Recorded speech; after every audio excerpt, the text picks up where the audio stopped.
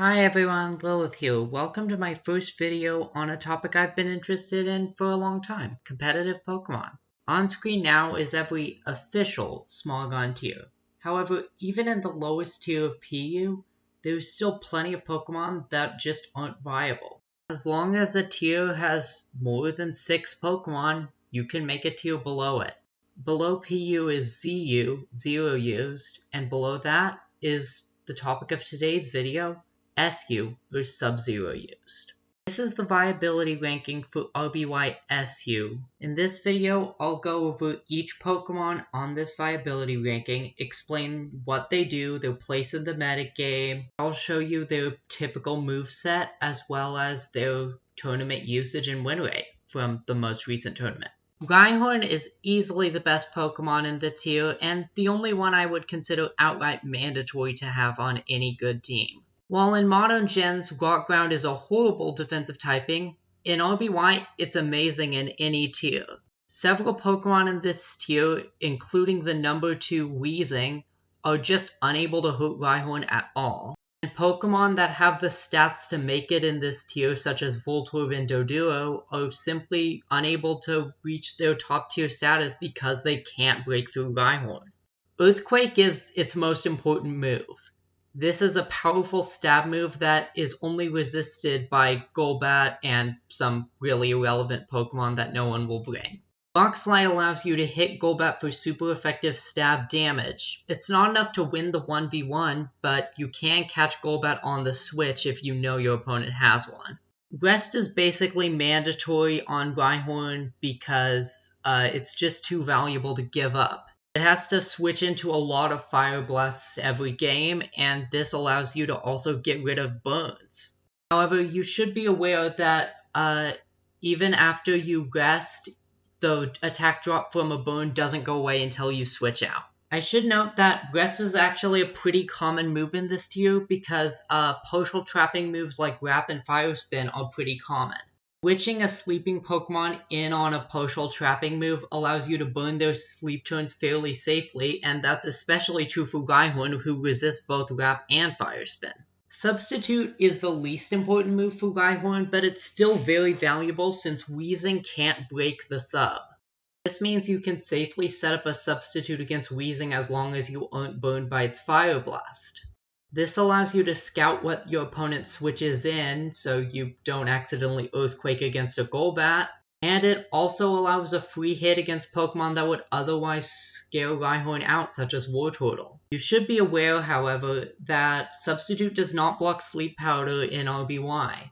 This means unless the opponent already put a Pokemon to sleep or you've already gotten rid of their sleeper, you should not click Substitute, since Rhyhorn is the slowest relevant Pokemon in the tier. All in all, even with Rhyhorn's bad matchups against multiple top threats such as Ivysaur, Wartortle, and Golbat, it's still a highly valuable Pokemon that you should always bring.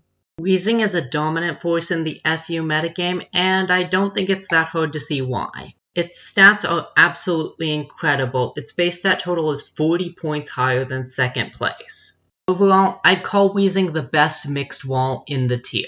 By far. It has the best physical bulk and best special bulk when considering HP and the defensive stat. Combine that with only being weak to ground and psychic means Weezing can wall almost everything in the tier. Fire Blast is Weezing's main attack. High base power coming off of Weezing's good special, combined with a 30% burn chance, makes Fire Blast a terrifying move to switch into. Rhyhorn is the best Weezing check, but it has to fear that burn chance. Thunderbolt is good coverage. It means you hit everything other than Rhyhorn for at least neutral damage. Plus, it's a guaranteed 2-hit KO on every water type in the tier.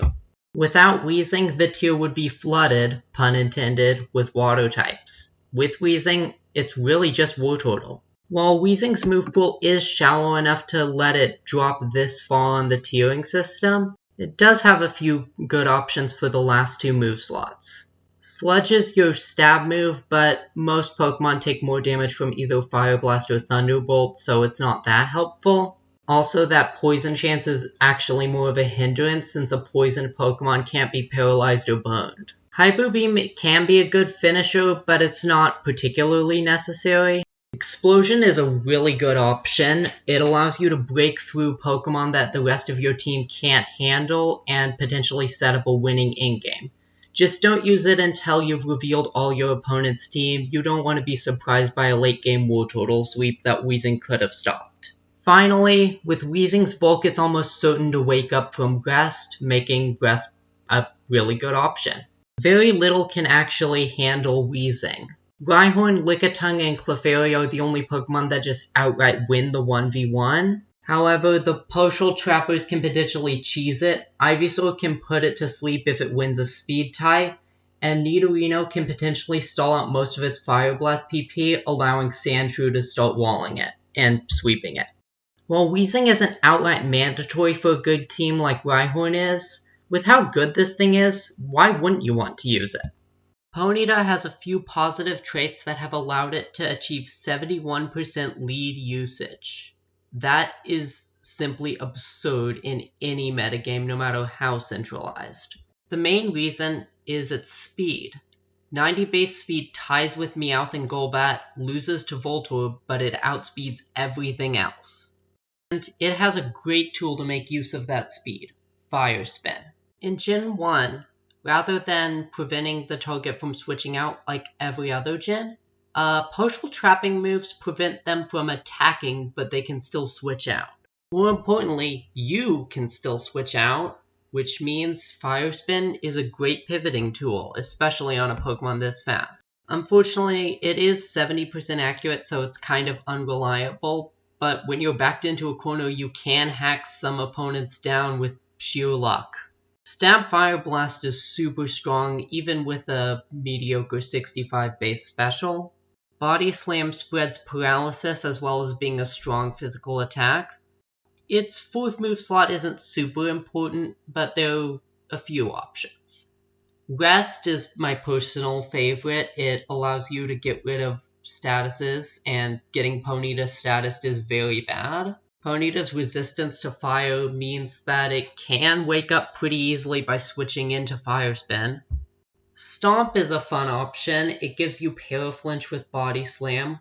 While Fire Spin does have a better chance of immobilizing than Stomp, Stomp does way more damage. Finally, Toxic is an option that is minorly inconvenient for the opposing Ponyta. It's really not that great, but it's there. In case you're wondering why I didn't recommend Agility, the answer is that Agility and a partial trapping move is banned, similar to UU. This means that running Agility would mean replacing Fire Spin, which you don't want to do because Fire Spin is arguably Ponyta's most important move. Ponyta's overwhelming lead usage means that about half of all games will begin with a Ponyta mirror. In this situation, you should always use Body Slam until the opposing Ponyta is paralyzed. After that, Fire Spin, Stomp, and Rest are good options, or you can switch out to something that can take advantage of a paralyzed Ponyta, such as Wartortle. Sleep is ridiculously powerful in Gen 1. It can last up to 7 turns, and you cannot attack the turn you wake up. In RBY SU, Ivysaur is by far the best Pokemon to take advantage of that. Ivysaur is the fastest sleep inflictor. Most notably, it outspeeds Wartortle and speed ties Weezing. Razor Leaf and Body Slam are kind of the only attacking moves Ivysaur gets, but they're good enough. Thanks to Generation 1's weird crit mechanics, Razor Leaf when used by Ivysaur has a 15 out of 16 chance to be a crit. Razor Leaf OHKOs Rhyhorn and does a minimum of 81% to Wartortle when it's a crit. Body Slam, in addition to spreading paralysis, does good damage to everything that resists grass. Except Weezing. Weezing absolutely walls you. There are really two main options for the final move slot, Substitute and Swords Dance. Substitute can help you ensure a free hit on stuff you would otherwise be forced out by, but keep in mind it doesn't block status or the binding effect of Fire Spin, so it's not as helpful as you'd think. Swords Dance allows you to make use of your opponent's sleep turns by boosting Body Slam's power. This is my personal preference, but Substitute is fine too. Overall, Ivysaur is easily one of the most defining Pokemon in the meta, and there's almost always a reason to at least consider it for your team. Moving on to the A rank, the Pokemon here aren't quite as dominant and don't fit on just about every team, but they're still relevant threats that you have to be aware of and should definitely consider for your teams. Golbat is good for two reasons. One, its stats are ridiculously high for this tier. Two, it's immune to ground, and that makes it the best Rhyhorn switch-in in the game. Unlike every other legal flying type, Golbat has Mega Drain, which 2-hit KOs Rhyhorn. In fact, Mega Drain's healing allows Golbat to win the 1v1 even if it switches in on a Rock Slide. Between Golbat's bulk, typing, and the fact that it often double switches due to Rhyhorn, it's the perfect sleep sack. Its 3 non-Mega Drain moves aren't super important. Hyper Beam is, well, it's Hyper Beam. Double Edge does a lot of damage to Pokemon that aren't Rhyhorn. And note that Confuse Ray is banned currently, so its 4th move slot is really just filler. You can put basically whatever you want here. Screech and Rest are the most common options, but like even Supersonic and Wing Attack get some use. It really doesn't matter. Golbat truly has one of the saddest move pools of all time, but thanks to its stats and typing, it's still a dominant threat. I've already mentioned Wartortle a few times, and for good reason. This thing is pretty solid. Wartortle is by far the best water type and really the only one that's truly viable. While its speed is disappointing, just barely failing to meet Ivysaur and Weezing, the rest of its stats are really good. It's very bulky, hits pretty hard both physically and specially, and just overall is a decent tank. Once Weezing and Ivysaur are dealt with, this thing can easily clean a weakened team. Being a water type with such good bulk, it can switch into Rhyhorn and threaten it out. However, it can only do this a few times since it is 3-hit KO'd by Earthquake. In addition, it's one of the best answers to Ponyta and Charmeleon in the tier, and just overall can be a very tricky matchup for anything that isn't Weezing or a Grass type. As for its move pool, Surf is the obvious stab move. It OHKOs Rhyhorn. Don't run Hydro Pump. Surf OHKOs Rhyhorn and the missed chance will screw you over more often than the extra damage will help you. In addition to that, you want an Ice move, usually Blizzard, but there is some merit to Ice Beam. Body Slam is a good move to spread paralysis, while Seismic Toss deals consistent damage and is your best move against other Wartortle. Counter is a really fun option. In addition to helping in the Wartortle mirror match, if you come in after something was killed by a normal fighting move and you use counter and the opponent switches out, you hit them with the damage as if you countered the move that KO'd your previous Pokemon. Simply put, counter is just a weird move that Wartortle can make good use of. Finally, Rest is obvious. This thing is bulky, it has a pretty decent chance of waking up, especially given that it resists Fire Spin. Just note, you should never, ever, ever leave Wartortle in against Weezing. Just don't. I've seen so many people make this mistake. Wartortle loses to Weezing. It just does. Okay, with that PSA out of the way, Wartortle is a good Pokemon that I can highly recommend. Lickitung is one of my favorite Pokemon in the meta, partially because I was the one who discovered how good it was. Sword Stance plus normal stab is amazing, and it's unique even in the higher tiers, and Lickitung's stats are finally good enough here to make full use of that. Lickitung is also just incredibly bulky. Rhyhorn only has about a 50-50 chance of 3-hit KOing with Earthquake, whereas Weezing cannot 3-hit KO with Fire Blast. In addition, the combination of Sword Stance and 2 Earthquakes finishes off both Weezing and Rhyhorn every time. In fact, Lickitung's bulk and power allow it to 1v1 basically anything in the metagame unless they have a Portal Trapping move or a Sleep move. If there's one Pokemon that your team just can't handle, you can really just add a Lickitung to your team in order to handle it. There really isn't a team style where Lickitung is bad. Sword Stance, Body Slam, and Earthquake are obvious, but there are a lot of options for its 4th move. Surf is a personal favorite of mine given that it outright OHKOs Rhyhorn without needing any setup. Given that Rhyhorn has a chance to 3-hit KO with Earthquake, switching in and then setting up Sword Stance can be pretty risky.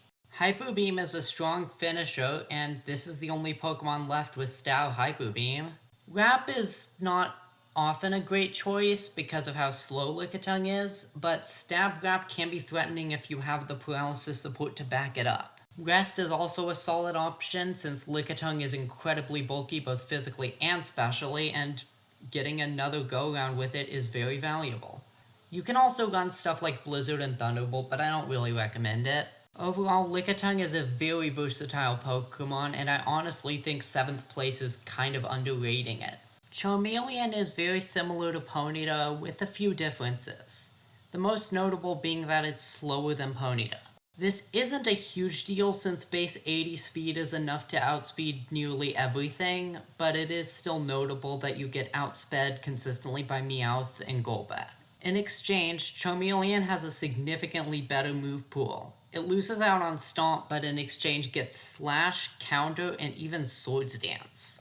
The most common set is Fire Spin, Fire Blast, Slash, Counter, but you do have other options. Charmeleon's base 80 speed gives Slash a 255 out of 256 chance of getting a critical hit, the highest you can get in Gen 1. In addition, Charmeleon's access to Counter means it can win the 1v1 against Ponyta. But enough about Charmeleon versus Ponyta. I want to talk about Charmeleon and Ponyta together. Ponyta relies on a 70% accuracy move a lot. It can get screwed over, and having a backup is very valuable. Ivysaur and Weezing are both able to very easily overwhelm any water types, the only real notable one being Wartortle since all the other ones kinda suck. And overall, doubling up on the chip damage and speed control that Ponyta provides, or that Charmeleon provides for that matter, is incredibly valuable. Double Fire is honestly one of my favorite play styles. You run both fire types, Weezing, Rhyhorn, Ivysaur, and in the last slot, typically a slower offensive Pokemon that really hates having Ivysaur around, such as Wartortle or Lickitung. Overall, Charmeleon is certainly not outclassed. Running it over Ponyta or alongside Ponyta is incredibly fun, and I just highly recommend it. It's the top of A2 for a reason. Those of you familiar with Pokemon Perfect 7, you know where this is going. Meowth's combination of speed and Stab Slash makes it an amazing revenge killer or late game cleaner. Bubble Beam is there for Rhyhorn, and I guess technically Geodude, but that's incredibly rare. The other two moves kind of don't matter since Slash and Bubble Beam are really all you need. Thunderbolt does about as much damage as Slash to Wartortle, which is helpful because Slash is always a crit, but Thunderbolt can additionally be a crit. Body Slam is weaker than Slash, but it spreads paralysis. Substitute is helpful to get a free hit on something that switches in on you, but it's not very reliable because it doesn't block status. An interesting option is actually Mimic.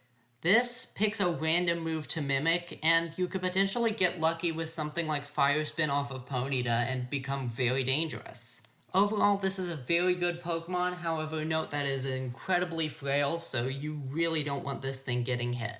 Dratini's stats are pretty bad, even for this tier's standards. But that doesn't matter because it has two moves that are basically game-changing: Thunder Wave and Wrap. As I've mentioned before, partial trapping moves are incredibly broken in RBY. Wrap is the best of them with 85% accuracy. That's basically an 85% flinch chance. Combined with Thunder Wave, that's incredibly powerful. A popular team style is called Paraspam, basically stacking as many Pokemon with paralyzing moves as possible, combined with slower offensive Pokemon like Lickitung and Rhyhorn, as well as partial trappers. And Dratini is a great roll compressor on these as it fits all three. It spreads paralysis, it has a partial trapping move, and it's a slow offensive Pokemon. Thunderbolt and Blizzard are really the only set of attacks that make sense. There's been experimentation with Hyper Beam or Surf. It doesn't work. Just stick with Thunderbolt Blizzard. Blizzard in particular is extra helpful since it's a Thunder Wave user that threatens Rhyhorn, which is not common. Granted, Thunder Wave alone isn't very common in this tier with how low the power level is, but still. In addition, Dratini's dragon typing is unique and it gives it helpful resistances such as both Fire Blast and Thunderbolt for Wheezing. It's just an overall solid choice. I like Dratini a lot, but I hate fighting it. Love using it, hate fighting it. Clefairy has the unique combination of the move Psychic and a special stat higher than Beedrill's. I'm sure you know how broken Psychic is in Gen 1, but if you don't, it's only resisted by Psychic types, which there aren't any in this tier, and it has a 1 in 3 chance to lower Special, which is both offensive and defensive. It's one of the best attacking moves, maybe even the best attacking move in the game. As if that wasn't enough, it also has access to Thunder Wave, and similar to Dratini, it's a special attacker and thus can threaten Rhyhorn, the main ground type. Its special bulk also means it's probably the best Thunder Wave lead since it is much less scared of Ponyta than the others. It also has way fewer switch-ins given that it has an unresisted move. As for other options, well, there are a ton. Clefairy has an amazing moveset. Light Screen basically guarantees that it wins the Wheezing matchup. Reflect is good because your physical bulk isn't as good as your special bulk, and you want to boost that. Rest improves your longevity.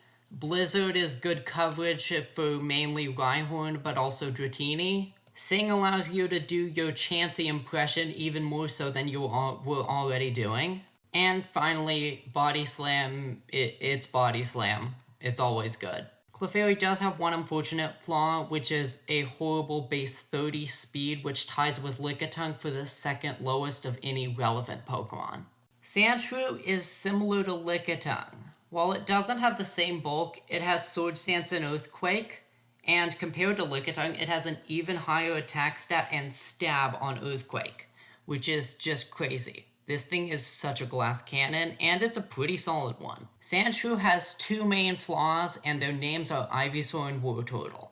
But if your team can handle those Pokemon, this is a very solid choice. A good partner for Sandshrew is Nidorino, given that its Bolt Beam coverage can handle both Ivysaur and Wartortle. Sandshrew also is the perfect archetype for the 6th slot of a double fire team, however that does leave 4 Pokemon on your team weak to water, so you really have to rely on Wheezing to handle your opponent's Wartortle if they have one.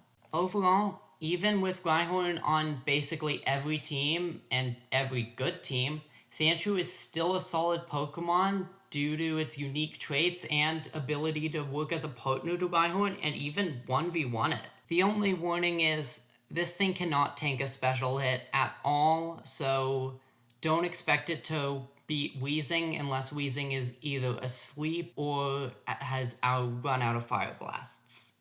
The B rank consists of Pokemon that aren't as defining but are still solid parts of the meta that should be considered on certain team styles. I won't be going as in-depth with the B rank and below Pokemon as I did with S and A rank, but I will give you a brief overview. Nidorino is fast, bulky, and has Bolt Beam coverage. That's about it, but that's really all you need. It outspeeds Ivysaur and Wartortle and threatens them both with super effective damage. It's the only Pokemon capable of doing that. Remember, Wheezing only ties Ivysaur. This makes it a really solid partner to ground types. The combination of Reflect and Rest also allows it to stall out some scary attackers for a bit. Wheezing has to hit 3 Fire Blasts in a row to KO it before it wakes up, which means it can theoretically either completely stall out Wheezing's Fire Blast PP, or just waste enough of it that something else can waste the rest. Once Wheezing runs out of Fire Blasts, Rhyhorn comes in for free, and Pokemon that otherwise struggle in the matchup, such as Sandshrew and Ivysaur, are much more comfortable. Overall, Nidorino is a very fitting Pokemon to be the top of the B rank. Gloom is mostly just a downgrade from Ivysaur. Instead of Body Slam and Razor Leaf, it has to rely on Double Edge and Mega Drain, and it's also just slower, frailer, and thanks to those moves it has to rely on, weaker. However, Gloom does have one notable advantage: Stun Spore. The paralysis support it provides can, on specific team styles, make it worth choosing over Ivysaur. However, usually Ivysaur or the next Pokemon is better depending on whether you either don't need paralysis support or need even more paralysis support. Overall, Gloom has a pretty solid niche, but it's not all that interesting, so let's just jump over to the B2 rank with Bellsprout. You might think that in a tier where Ivysaur and Gloom are options, there would be no reason to use Bellsprout. And I wouldn't blame you. For a long time, I thought the same thing, but I was proven wrong. This thing is amazing. On one specific team style and it's garbage everywhere else, but that's why it's B2. Let's talk about the team style it works on. I've mentioned this before, but Paraspam is a team style that spreads paralysis with as many Pokemon as it can, and then uses either partial trapping moves or slow offensive Pokemon to break through the paralyzed opponent. Bellsprout has the combination of Stun Spore and Wrap. Simply put, it's a version of Dratini that's slower and frailer, but significantly stronger thanks to its higher attack stat, meaning it just does more damage with Wrap, as well as Stab Razor Leaf. Granted, Razor Leaf is only a 5 in 8 chance to crit with Bellsprout's speed, but even if it's not a crit, it does a ton of damage. In fact, this Pokemon is so good at abusing paralysis that you can even get away with dropping Sleep Powder for Double Edge just to have more damage rather than the ability to inflict sleep, because you might honestly rather inflict paralysis even with sleep being Gen 1 sleep. Overall, Bellsprout is too frail to be the main paralysis inflictor. You want to have Dratini or Clefairy alongside it, but as another paralysis inflictor and paralysis abuser, it's a pretty solid choice, and honestly I'm loving this underdog story Bellsprout has had with its recent discovery. Voltorb sucks. I really don't know what else to say. While being the fastest Pokemon in the tier is nice, especially in Gen 1 where speed also determines crit rate, it basically has nothing else going for it. While you might think it makes a good Thunder Wave lead, it doesn't, because Rhyhorn switches in completely for free. I have seen some people run Toxic on Voltorb in order to threaten Rhyhorn, but honestly, that's kind of worse than nothing, because a poisoned Rhyhorn can't be inflicted with Sleep or with Burn. Badly Poison resets to regular Poison when you switch out, and regular Poison in Gen 1 is only a 16th of max HP. In addition to not learning Body Slam, Voltorb is one of very few Pokemon to not even learn Double Edge, which is honestly just sad.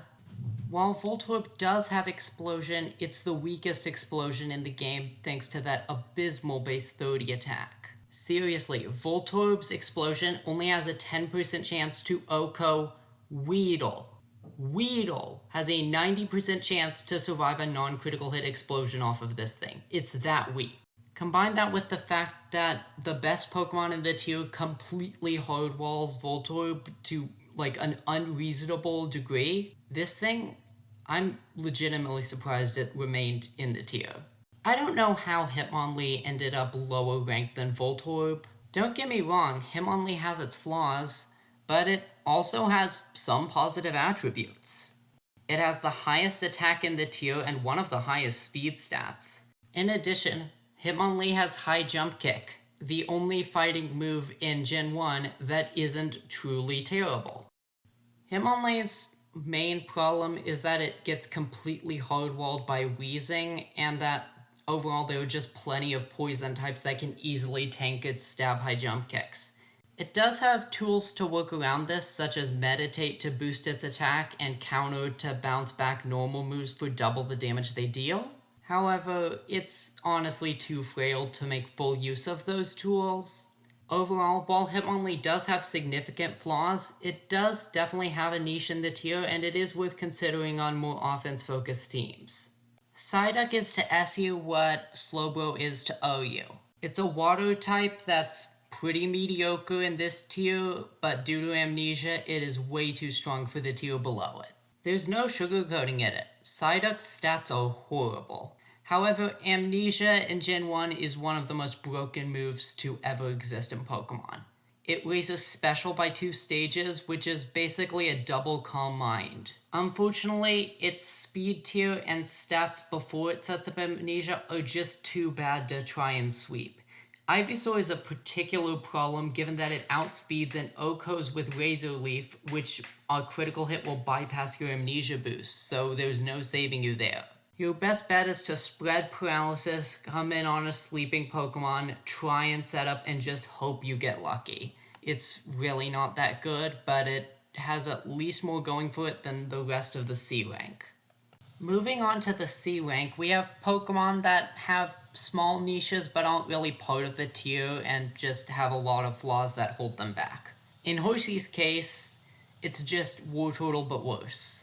Wartortle is significantly bulkier and has access to moves like Body Slam and Counter, whereas Horsey is able to speed tie Ivysaur and Weezing. But it still always loses those matchups anyway, and it's worse in every winnable matchup than Wartortle. This is just a pretty mediocre Pokemon, but I guess it technically is the best of the C rank.